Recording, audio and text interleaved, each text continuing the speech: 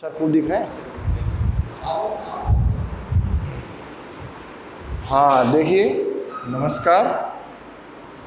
भारत का जो भौतिक स्वरूप है उसमें हम आपको समझाएंगे, और भारत के जो भौतिक स्वरूप है मेरे बेटा उसमें हम आपके लिए भारत में जो पाई जाने वाली विभिन्न प्रकार की जो स्थलाकृतियाँ हैं, भारत में जो पाई जाने वाली विभिन्न प्रकार की जो स्थलाकृतियाँ हैं उनके बारे में आपको अध्ययन कार्य कराएंगे।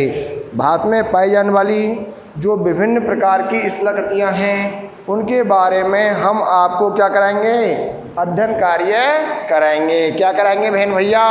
अध्ययन कार्य कराएंगे। आगे बात समझ में। अब आपको बताएं मेरे बेटा कि भारत की जो विभिन्न स्थलाकृतियाँ कौन कौन सी हैं, ये भी हमको जानना जरूरी है, क्योंकि भारत जो देश है वह विविधता वाला देश है। विविधता में एकता वाला देश है। विविधता पाई जाती है, और जो विविधता यानी यहाँ विभिन्न धर्मों में पाई जाती है तब भी वो एकता वाला देश है। सब कहाँ के लोग हैं? भारत की नागरिकता है। ऐसे नहीं है किसी अलग राज्य में अलग नागरिकता हो, ये नहीं है। राज्यों के अनुसार नागरिकता नहीं है, संपूर्ण देश की एक ही नागरिकता है। कहाँ पर? भारत देश में। कहाँ पर भैया? भारत देश में। और यहाँ विविधताओं के साथ में जो स्थल वाले भाग पर भी विभिन्न प्रकार की स्थलाकृतियाँ पाई जाती हैं। भारत विभिन्न स्थलाकृतियों वाला क्या है? देश है। जो स्थलाकृतियाँ अन्य देशों में कम देखने को मिलती हैं वो स्थलाकृतियाँ कहाँ पर देखने को मिलती हैं? भारत देश में। कौन से देश में देखने को मिलती हैं मेरे बहन भैया? भारत देश में देखने को मिलती हैं। आगे बात समझ में। अब जो भारत देश है उसमें विभिन्न प्रकार की जो स्थलाकृतियाँ हैं उनमें जैसे देखो, भारत देश में हर प्रकार की स्थलाकृति पाई जाती है। अब भारत देश में जो हर प्रकार की जो स्थलाकृति है उसमें कौन कौन से हैं? देखो, पर्वत हैं, पठार हैं, नदियां हैं, मैदान हैं, घाटियां हैं, गार्ज है, मरुस्थल है। कौन सा बहन भैया? मरुस्थल भी पाया जाता है। कहाँ पर? हमारे भारत देश में मरुस्थल है। उसके बाद में द्वीप समूह हैं। क्या? द्वीप समूह भी पाए जाते हैं। द्वीप समूह वाला स्थलाकृति वाला देश है। उसके बाद में आपको पता है कि अनेक विविधताओं से परिपूर्ण यह जो देश है उसमें अनेक प्रकार के भूदृश्य भी देखने को मिलते हैं। अनेक प्रकार के जो भूदृश्य हैं वो भी देखने को यहाँ पर मिलते हैं। देखिए, भारत देश में हर प्रकार की स्थलाकृति पाई जाती है। जो हमारा भारत देश है उसमें हर प्रकार की क्या पाई जाती है? स्थलाकृति पाई जाती है। और आपको ये भी बता दूं कि जो भारत देश है उसमें यानी पर्वत, पठार, नदियां, मैदान, घाटियां, गाड़, मरुस्थल, द्वीप समूह भी देखने को मिलते हैं। पर्वतों में मैंने पहले भी बताया था, दोबारा फिर रिवाइज कर रहा हूँ मैं आपको। पर्वतों में जैसे हिमालय पर्वत है, हमारा नवीन मोड़दार पर्वत है। हिमालय पर्वत कैसा है? नवीन मोड़दार पर्वत है हमारा मेरे बेटा। उसके बाद में आपको बता दूं कि अरावली जो पर्वतमाला है, अवशिष्ट पर्वतमाला है। अरावली पर्वतमाला जो राजस्थान के मध्य से होकर के गुजरती है। ऐसे ही यानी विंध्याचल पर्वतमाला है। कौन सी पर्वतमाला? विंध्याचल पर्वतमाला है। नल्लामला की पहाड़ी है। पालकोंडा है, बेलीकोंडा है। उसके बाद में दक्षिण भारत में नीलगिरी की पहाड़ियाँ हैं। किसकी पहाड़ियाँ? नीलगिरी की पहाड़ियाँ हैं। पठारों में दक्कन का जो पठार है, महाराष्ट्र का पठार है, प्रायद्वीपीय पठार वाले भाग हैं। तो पठार वाला भाग भी कहाँ पर देखने को मिलता है? भारत देश में। समझ गई मेरी बात? नदियाँ तो देखो, पर्वत, ये तो क्या हो गए? पर्वत हो गए। ये क्या हो गए भैया? पर्वत हो गए। तो पर्वतें कहाँ पर पाए जाते हैं? हमारे भारत देश में देखने को मिलते हैं पर्वतों की श्रृंखलाएँ। पठारों की जो श्रृंखला है पर्वतों या भूमि से कुछ ऊपर उठा हुआ जो वाला भाग होता है, जैसे ये क्या है, पठार। ये क्या हो गया, पठार। यहाँ पर नदियाँ भी बहती हुई दिखाई देती हैं।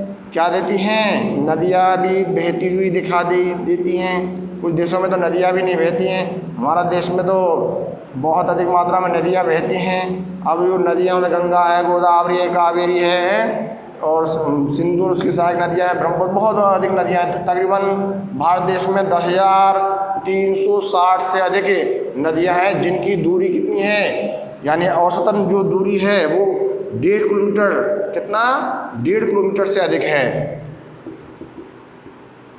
यानी न्यूनतम कितनी दूरी तय करके ली है, 1.5 किलोमीटर। तो कितनी नदियाँ हैं टोटल, 10,360 बताई गई अनुमानित रूप में। आगे बात समझ में। तो जो नदियों वाला देश भी है, कौन सी, नदियों वाला देश है भारत देश। उसके बाद मैदान, हमारे इस क्षेत्र में क्या पाए जाते हैं, मैदान भी पाए जाते हैं। क्या पाए जाते हैं, मैदान पाए जाते हैं। अब मैदानों में अनेक प्रकार की वनस्पति, कृषि कार्य भी होता है, जैसे उत्तर का विशाल मैदान, कौन सा मैदान, उत्तर का विशाल मैदान है। कौन सा मैदान भैया, उत्तर का विशाल मैदान है मेरे बेटा। उत्तर का जो विशाल मैदान है तो उसमें कृषि कार्य बहुत अधिक मात्रा में होता है और जनसंख्या भी इन क्षेत्रों में अधिक पाई जाती है। घाटियाँ हैं, क्या, घाटियाँ, जैसे यू आकार की घाटी है, यू आकारी घाटी है, वी आकारी घाटी है, गॉर्ज है, कैनियन है, इस प्रकार की स्थलगतियाँ भी हमारे भाग में पाई जाती हैं। मरुस्थल वाले भाग हैं, कौन से वाले भाग, मरुस्थल वाले जो भाग हैं जहाँ पर ऊंचे ऊंचे टिब्बे भी पाए जाते हैं और अनुदैर्ध्य बरखान, स्तूप, सीप आदि भी पाए जाते हैं। ये आपका क्या है, मरुस्थल वाला भाग हो जाता है। क्या हो जाता है, मरुस्थल वाला भाग हो जाता है।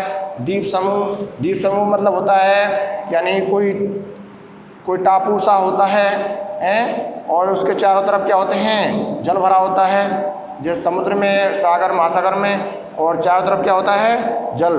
तो द्वीप समूह जैसे लक्षद्वीप है, लक्षद्वीप, अंडमान निकोबार द्वीप समूह है, लक्षद्वीप है, अंडमान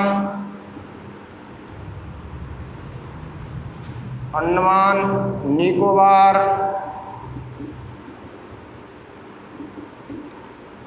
द्वीप समूह, अंडमान निकोबार द्वीप समूह है। ये क्या है, द्वीप समूह है हमारे, क्या है, द्वीप समूह। आपको ये भी बता दूं मेरे बेटाओ कि हमारे भारत देश में अरब सागर के अंतर्गत और बंगाल की खाड़ी के अंतर्गत, किसके अंतर्गत, अरब सागर के अंतर्गत और बंगाल की खाड़ी के अंतर्गत जो द्वीप समूह हैं वो कितने द्वीप समूह हैं, अरब सागर के अंतर्गत जो द्वीप समूह हैं वो तकरीबन कितने हैं, अरब सागर के अंतर्गत, कोई किसके अंतर्गत बेटा, अरब सागर के अंतर्गत, अरब सागर के अंदर जो द्वीप समूह है वो कितने हैं, 36 द्वीप हैं। कितने द्वीप हैं, 36 संपूर्ण 36 द्वीप हैं। जैसे मुख्य द्वीप कौन सा लिया है, आपका लक्षद्वीप है। ऐसे मिनिको द्वीप भी है, कवरत्ती द्वीप है। ऐसे जो आपके बंगाली खाड़ी में, कौन सी खाड़ी में मेरे बेटा, बंगाल की खाड़ी में, बंगाल की खाड़ी में जो द्वीप हैं वो कितने, 572 बताए हैं। और वैज्ञानिकों के द्वारा कितने बताए गए, 572 द्वीप बताए गए हैं। तो द्वीपों की भरमार वाला देश कौन सा है, भारत देश। कौन सा देश है, भारत देश। द्वीपों की भरमार वाला जो देश है वो कौन सा है, भारत देश को जाना जाता है द्वीपों की भरमार वाला देश। किसकी भरमार वाला देश, द्वीपों की भरमार वाला देश किसको जाना जाता है, भारत देश को जाना जाता है। मरुस्थल में थार का मरुस्थल है, मरुस्थलों में कौन सा, थार का मरुस्थल, जो संसार में सबसे अधिक जनसंख्या पाई जाती है मरुस्थलों के अंतर्गत, इसमें थार के मरुस्थल में। और भारत का 61% वाला भाग इसके अंतर्गत आता है, मरुस्थल के अंतर्गत। राजस्थान का अधिकांश भाग यानी पश्चिम के अंदर आ रहा है और जनसंख्या 40% निवास कर रही है यहाँ पर। क्या कितनी निवास कर रही है, 40% राजस्थान के संदर्भ में। आगे देखिए मेरे बेटा,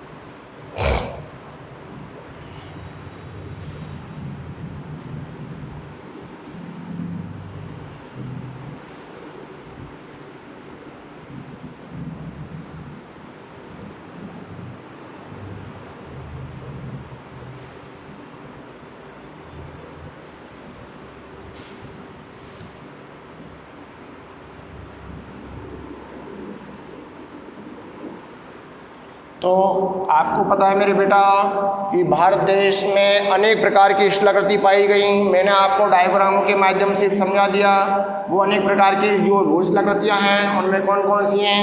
क्रम से मैं आपको बताता हूँ। पर्वत हैं, पठार हैं, नदियाँ हैं, मैदान है, मरुस्थल है, द्वीप समूह हैं, ये विभिन्न प्रकार की क्या हैं शिलाकृतियाँ हैं जो हमारे पृथ्वी पर देखने को, हमारे धरातल पर, भारत के धरातल पर देखने को मिलती हैं। भारत देश में ये विभिन्न प्रकार की शिलाकृतियाँ देखने को मिल रही हैं। अन्य देशों में इस प्रकार की शिलाकृतियाँ बहुत कम मात्रा में ही देखने को मिलेंगी। आगे देखिए, भूगर्भीय तौर पर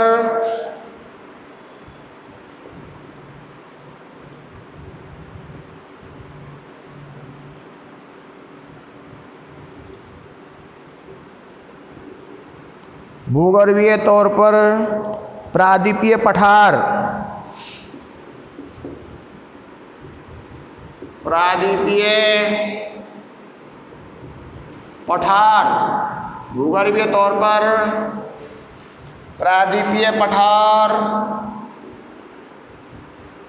भूगर्भीय तौर पर प्रायद्वीपीय पठार पृथ्वी की सतह का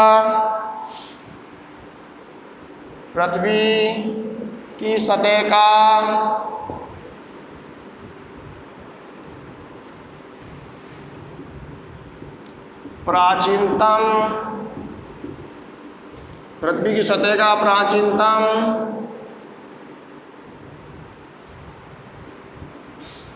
भूभाग, पृथ्वी की सतह का प्राचीनतम भाग है।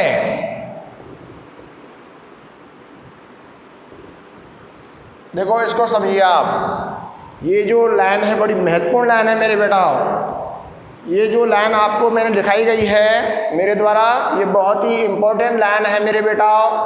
और ये इम्पोर्टेंट लाइन कैसे बन जाती है? भूगर्भीय तौर पर अगर हम भूगर्भों का सर्वेक्षण करते हैं तो भूगर्भीय तौर पर प्रायद्वीपीय जो पठार है, भूगर्भ का जो उत्थान हुआ है, भूगर्भ से जो अनेक प्रकार के पदार्थ निकले हैं, उससे जो यानी पठार, मैदान, पर्वत आदि का जो निर्माण हुआ है, उसमें जब पृथ्वी की उत्पत्ति हुई थी, जब पृथ्वी की उत्पत्ति हुई, पृथ्वी की उत्पत्ति कब हो गई थी?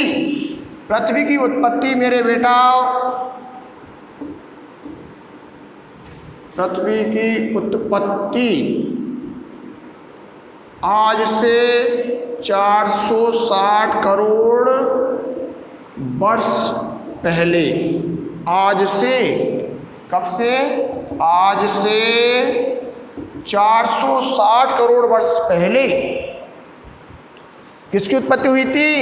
पृथ्वी की उत्पत्ति हुई थी। जिस ग्रह पर आप रहते हैं, जिस ग्रह पर आप रहते हैं, उस ग्रह की उत्पत्ति कब हुई थी? आज से 460 करोड़ वर्ष पहले, या इसको अरब में बोले तो 4.6 अरब वर्ष।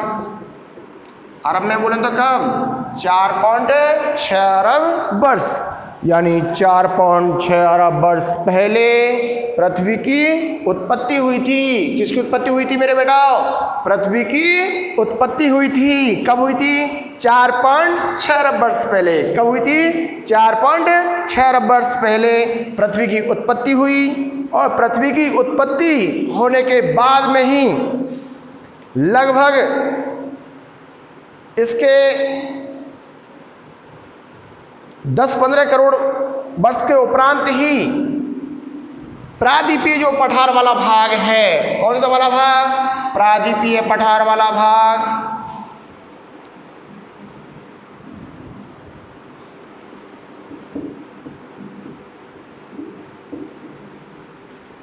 प्रायद्वीपीय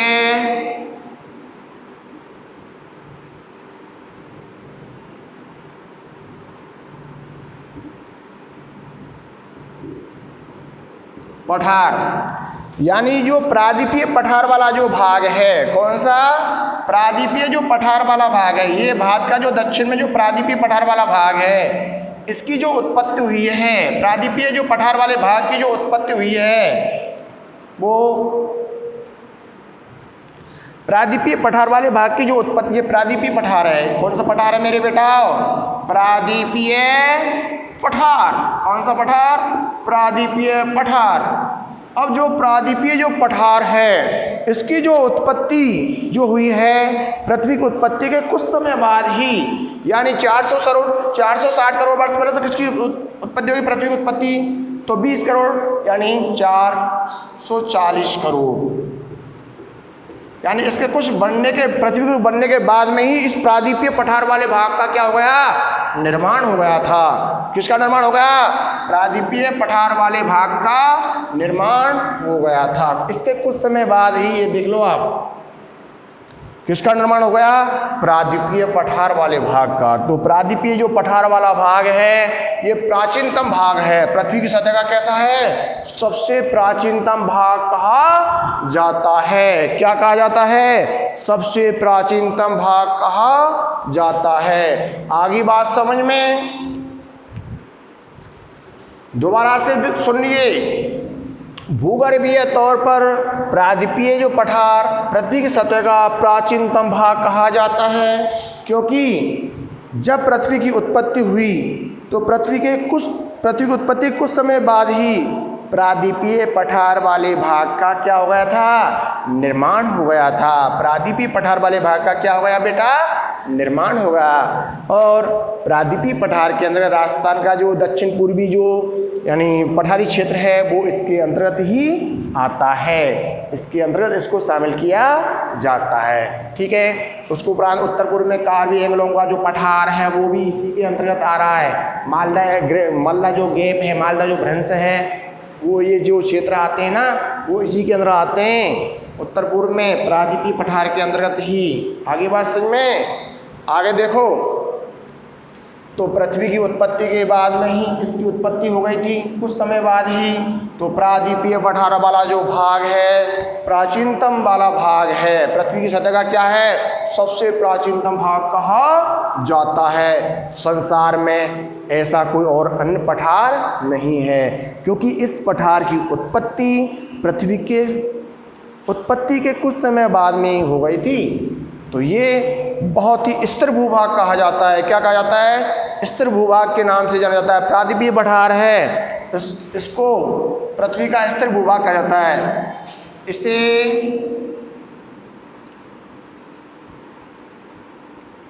पृथ्वी का स्थिर, इसे पृथ्वी का सबसे स्थिर, सबसे ज़्यादा स्थिर भूभाग कहा जाता है।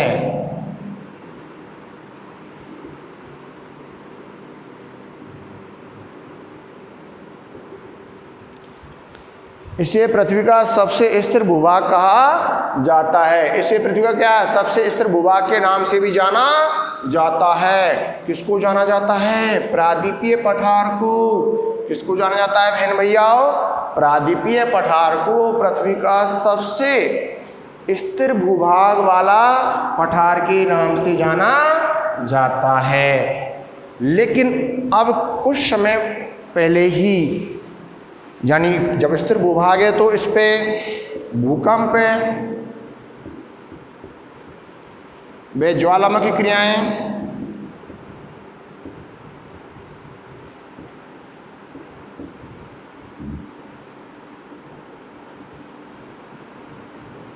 नहीं होनी चाहिए। भाई स्थिर भूभाग है और प्राचीनतम है। जब पृथ्वी उत्पत्ति हुई उसके कुछ समय बाद ही इसकी उत्पत्ति हुई, तो यहाँ पर तो सबसे प्राचीनतम स्थिर भूभाग है। भाई नवीन हो तो तब तो ज्वालामुखी उद्गार, भूकंप क्रियाएं उत्पन्न हो सकती हैं, लेकिन जो प्राचीनतम है तो ऐसा होना नहीं चाहिए। लेकिन ये जो तथ्य है, ये जो प्रमाण बताए गए वैज्ञानिकों के द्वारा कि स्थिर भूभाग पर ज्वालामुखी भूकंप क्रियाएं उत्पन्न नहीं होती हैं, उसका विपरीत हो गया है। कैसे? महाराष्ट्र में लोनार जो झील है, उसमें उन क्षेत्रों में भूकंपीय क्रियाओं के झटके महसूस हुए हैं। ठीक है। तो ये महाराष्ट्र प्रायद्वीप पठार के अंदर आता है। ऐसे कुछ क्षेत्रों में भूकंपीय क्रियाओं के प्रभाव देखने को मिले हैं। ठीक है ना।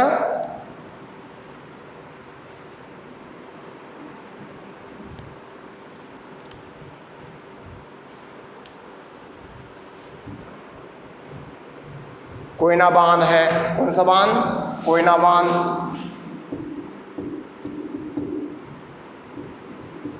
इन क्षेत्रों में भी ये प्रभाव देखने को मिला। अब ऐसा क्यों होता है? क्योंकि मेरे बेटा यानी प्राट महोदय ने कहा है। किस महोदय ने? प्राट महोदय ने और अन्य जो विद्वान हैं, प्राट महोदय अन्य जो विद्वान, उन्होंने कहा है कि समस्थिति होनी चाहिए पृथ्वी पर। क्या होनी चाहिए? पृथ्वी पर समस्थिति होनी चाहिए। समस्थिति पृथ्वी पर क्या होनी चाहिए? समस्थिति होनी चाहिए। समस्थिति। समस्थिति का मतलब क्या है कि पृथ्वी का जो भार है, जो भीतर है, वो भार भी उसी प्रकार से समान होना चाहिए। अगर पृथ्वी पर ऊपरी सतह पर भार ज़्यादा है तो दबाव डाला जाएगा ऊपरी सतह के द्वारा भीतरी सतह पर, और उसके कारण भूकंपीय क्रियाएं उत्पन्न होती हैं। अब पहले ना तो कोई बांध है ना कोई झीली हैं, तो अब ऐसी क्रियाएं थी नहीं। तो अब ऐसी क्रियाएं नहीं थी तो आपको पता है कि जब इन पर नदियों के द्वारा यहाँ पर बांध बना दिए गए, और नदियों पर बांध बना दिए गए यानी विभिन्न देशों, विभिन्न राज्यों की सरकार के द्वारा, और नदियों पर जो बांध बना दिए गए हैं उससे क्या है? भार हो गया है। क्या हो गया है? भार हो गया है इस वाले भाग पर, और भार होने के कारण ये भूकंपीय क्रियाओं का प्रभाव देखने को मिल रहा है। ठीक है ना।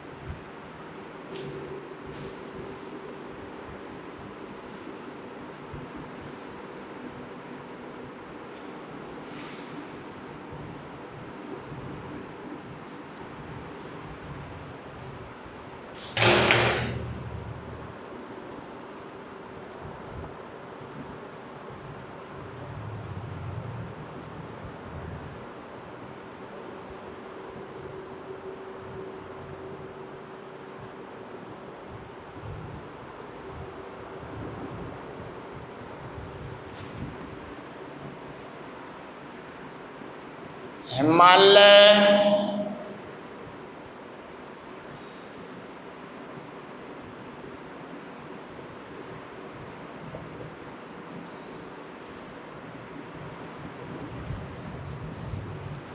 एवं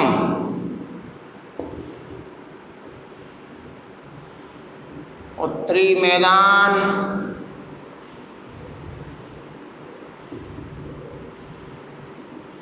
हिमालय एवं उत्तरी मैदान हाल में बनी स्थलाकृतियां हैं। हाल में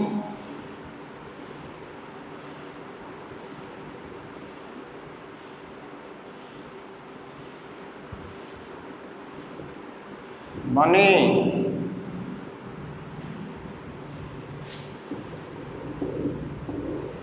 स्थलाकृतियां हैं।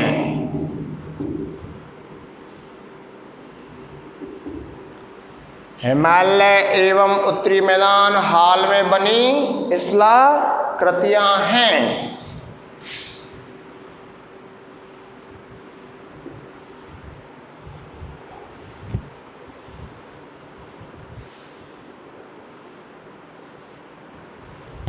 देखो मेरे बेटा कि जो हिमालय पर्वत है, कौन सा पर्वत? हिमालय पर्वत। कौन सा पर्वत भैया? हिमालय पर्वत। कौन सा पर्वत बेटा? हिमालय जो पर्वत है ये हाल में बनी क्या है?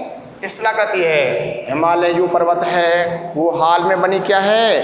स्थलाकृति के नाम से जाना जाता है। किसके नाम से जाना जाता है? हाल में बनी शिलाकृति के नाम से इसको जाना जाता है। किसको जाना जाता है? हिमालय पर्वत को। किसको? हिमालय पर्वत। हिमालय जो पर्वत है इसे हाल में बनी शिलाकृति के नाम से भी जाना जाता है। हाल में बनी शिलाकृति के नाम से भी इसको जाना जाता है। ऐसे ही उत्तर का जो विशाल मैदान है, उत्तर का जो विशाल मैदान है, इसका निर्माण भी यानी बहुत बाद में हुआ है। पृथ्वी उत्पत्ति के बहुत बाद में हुआ है, परादी पठार के बहुत बाद में हुआ है। इस कारण से ये वर्तमान में निर्मित भूशिलाकृतियाँ हैं। वर्तमान में निर्मित भूशिलाकृतियाँ हैं। प्राचीनतम तो वही है परादी पठार वाला भाग। तो हिमालय पर्वत है ये, इसका उत्थान अब भी जारी है, इसकी ऊंचाई अब भी जारी है। कुछ वैज्ञानिकों के द्वारा तो ये बताई गई कि इसकी अब जो माउंट एवरेस्ट है, माउंट एवरेस्ट, माउंट एवरेस्ट की ऊंचाई कितनी? 8,850 हो गई बताई मीटर में। पहले 48 से तो दो और बढ़ गई, 8,850 है गई है, ऐसा बताया गया है। लेकिन अभी तो हम 8,848 मीटर को ही मानते आ रहे हैं, और जब तक वो सही सटीक जानकारी नहीं मिले तब तक इसी को ही माना जाएगा। तो हिमालय पर्वत का उत्थान हो रहा है। उत्थान कैसे हो रहा है इसको भी मैं आपको समझा देता हूँ। क्योंकि यूरेशियन प्लेट जो यूरोपीय महाद्वीप के अंदर आती है, यूरोप और एशिया, यूरेशियन प्लेट और इंडियन प्लेट, कौन सी प्लेट बेटा? Indian plate. इंडियन प्लेट ये उत्तर पश्चिम वाले भाग में, कौन से वाले भाग में? उत्तर पश्चिम वाले भाग में आपस में एक दूसरे पे क्या डाल रही हैं? दबाव डाल रही हैं। इस कारण से हिमालय, जम्मू कश्मीर इन क्षेत्रों में भूकंप ज्वालामुखी क्रियाएं उत्पन्न हो रही हैं। आगे बात समझ में? तो ये जहाँ पर ये क्रियाएं अब भी जारी हैं, तो ये समझ लो वो नवीन है, नवीन शिलाकृति है। ऐसे उत्तर का विशाल मैदान है, ये नवीन है क्योंकि नदियों द्वारा लाए गए जो यानी विभिन्न प्रकार के अवसाद हैं उससे इस मैदान का क्या हुआ है? निर्माण हुआ है। और आगे हम जो टॉपिक है उसको अगली वीडियो में समझाएंगे, ठीक है ना? ओके।